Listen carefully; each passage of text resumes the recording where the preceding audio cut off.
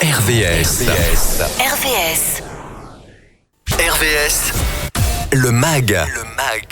Chose promise, chose acquise. Nous retrouvons aujourd'hui Philippe Anxerian, toujours vice-président du Césaire Normandie, pour poursuivre notre petite causerie sur l'avenir de l'automobile en Normandie, nous intéresser plus particulièrement aujourd'hui, en ce début de semaine, à ce que sont les poumons de l'économie, les transporteurs et en particulier l'univers des poids lourds.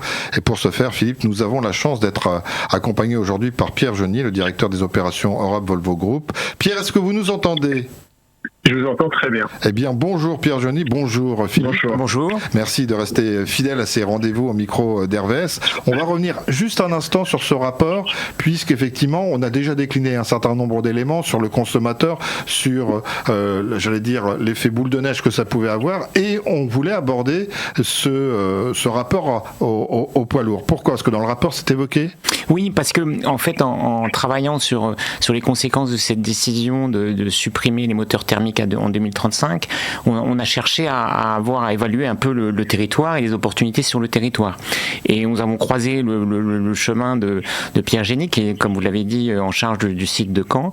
Et il nous a expliqué, c'était absolument passionnant, la façon dont l'écosystème des poids lourds fonctionne et les opportunités que ça pouvait représenter à la fois pour son site, mais aussi pour les entreprises de notre territoire. Et c'est là qu'en dialoguant avec vous, on s'est dit que ça serait quand même très intéressant qu'il partage avec nous tous sa vision de ce marché. Voilà, sans flagornerie, Pierre, Philippe vous a bien présenté en disant que vous étiez un interlocuteur des plus intéressants. Donc, quand on parle de Caen, vous êtes sur le site de Blainville, c'est ça ? Voilà, donc notre usine est à Blainville, sur Orne. Localement, on est 2200 à peu près. C'est une usine qui fait du camion depuis 1956, donc on fête cette année nos 70 ans. Et depuis 1956, on a fait plus d'1 million de camions sur notre site. On a tous les métiers pour fabriquer un camion, depuis l'emboutissage, soudure, tôlerie, peinture, garnissage des cabines et assemblage des camions. Voilà. On est à peu près à 80 camions par jour, 250 cabines, puisqu'on assemble les cabines pour nous, mais également pour un partenaire, DAF, et puis pour les camions de la gamme haute, les tracteurs routiers qui sont fabriqués à Bourg-en-Bresse, à côté de Lyon. Voilà. Donc il y a une kyrielle d'entreprises qui travaillent pour votre site.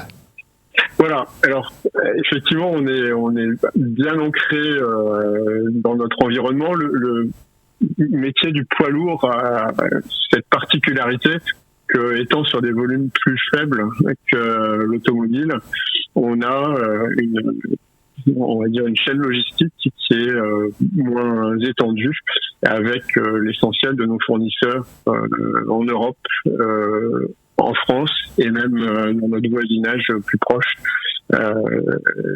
à 2 heures autour de chez nous, y compris des fournisseurs rapprochés, ce qu'on appelle des sites avancés fournisseurs, qui sont le long de notre clôture en fait, et qui nous livrent en séquence, puisqu'on est sur des pièces qui sont encombrantes, et aussi une très grande diversité, une très grande adaptation aux besoins de nos clients, ce qui fait une différenciation qui est un peu la dernière minute. Donc ça se rapproche de l'automobile.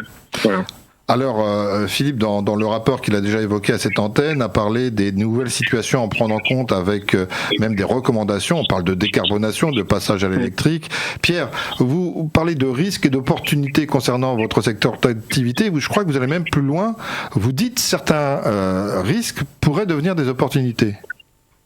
Oui, alors les risques, ils sont un peu évidents. On revient d'une histoire longue du diesel, presque 130 ans, où tout ça a mûri, on est parti de zéro, puis ça a grossi. Là, on est en train de basculer brutalement, en fait, d'une technologie à une autre. D'ailleurs, autre technologie, c'est pas encore très ferme, parce que c'est de l'électrique à batterie, de l'hydrogène sur une pile à combustible, l'hydrogène en tant que carburant d'un moteur à explosion. Tout ça, c'est pas clair.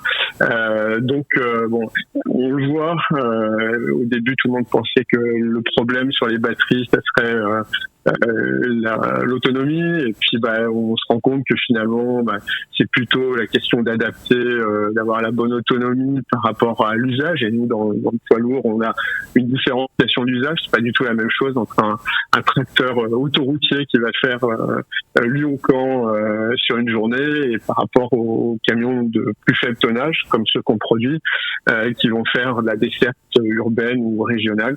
Donc une batterie, c'est 50% du prix d'un véhicule au moins. Donc il est important de définir la taille de la batterie par rapport à l'usage, sinon le client va payer cher pour un usage qu'il n'aura pas. Alors, transformer des risques en opportunités, c'est un peu tout l'enjeu pour nous. On est aujourd'hui, Renault Trucks a vendu à peu près 70% des camions électriques dans notre segment qui ont été vendus sur les dernières années en Europe. Donc plus de 2 camions sur 3 sortent de notre usine à Caen. Donc on a été les premiers à démarrer en série en 2020. Depuis, on a fabriqué, je pense, autour de 4500 véhicules électriques qui sont distribués un peu partout, sous 2 marques. On est sur la marque Volvo et sur la marque Renault, puisque aujourd'hui on appartient au groupe Volvo en Suède. Donc, en fait, toute notre activité aujourd'hui, elle est d'être au plus près possible de la tendance, donc d'essayer de renifler les choses à l'avance, donc de garder beaucoup d'agilité pour s'adapter. On investit, mais le strict nécessaire pour être sûr de ne pas mettre plus d'argent que nécessaire par rapport à l'orientation que ça va prendre, et en même temps d'en faire suffisamment.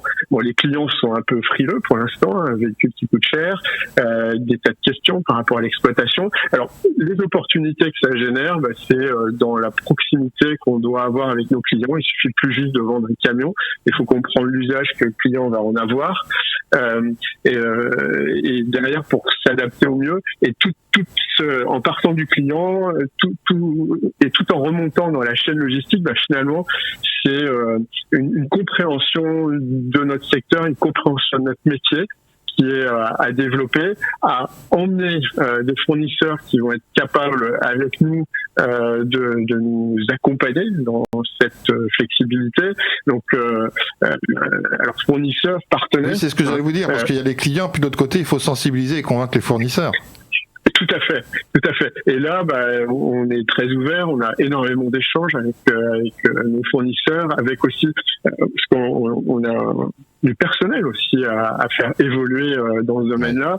Donc, on a passé des accords avec localement des instituts de formation. C'est allié, par exemple, avec nos collègues de Renault Voitures pour au sein de NextMove localement pour créer une académie pour former des gens qui auparavant étaient mécaniciens et pour devenir électriciens, électroniciens, pour comprendre un véhicule électrique. Ça a plus grand chose à voir, en tout cas dans la chaîne de propulsion avec un véhicule thermique. Voilà. Donc, oui. Oui, Pierre, il nous reste 1 minute. Ce que vous dites est à la fois intéressant, bien évidemment, et puis aussi incroyable. C'est-à-dire que depuis 2020, vous travaillez, vous avez enclenché plus d'une vitesse, mais en fait, on est resté sur une idée des poids lourds, des transporteurs qui ne correspondent pas à la réalité. Vous avez précédé les choses en quelque sorte. Oui, c'est ça. Et là, on voit, par exemple, on a mis en place ce qu'on appelle un green corridor, un corridor vert entre Lyon et Caen. Tous les jours, on reçoit des moteurs, on envoie nos cabines du côté de Lyon, et on reçoit de Lyon des moteurs. Et donc, on a mis en place une noria, un flux de véhicules électriques pour vraiment se mettre dans la peau de nos fournisseurs clients, puisque les transporteurs sont un peu aux 2 côtés de la chaîne, et pour voir quelles sont les contraintes que ça crée, qu'est-ce que ça coûte, et en même temps, comment s'adapter. C'est juste une façon différente de voir. Ce qu'on sait, c'est que aujourd'hui, un chauffeur de poids lourd qui a goûté à l'électrique, il veut plus revenir en arrière. Donc c'est cette bascule-là à laquelle il faut arriver parce que c'est moins fatigant, c'est moins bruyant, c'est très doux comme conduite, et c'est à partir de là en fait que toute la bascule se fait.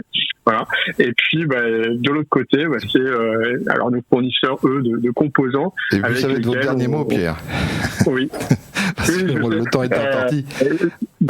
Comment fédérer en fait tout ce réseau local pour arriver à la fin à être là pour le coup la concurrence est mondiale et les Chinois on les voit merci Pierre, on n'a plus le temps par rapport au temps qui nous est imparti. En tout cas merci beaucoup de toutes ces explications. Merci Pierre Geny, merci Philippe pour ce rendez-vous. On aura l'occasion de revenir avec le Césaire Normandie sur d'autres dossiers à ne pas douter. Merci beaucoup.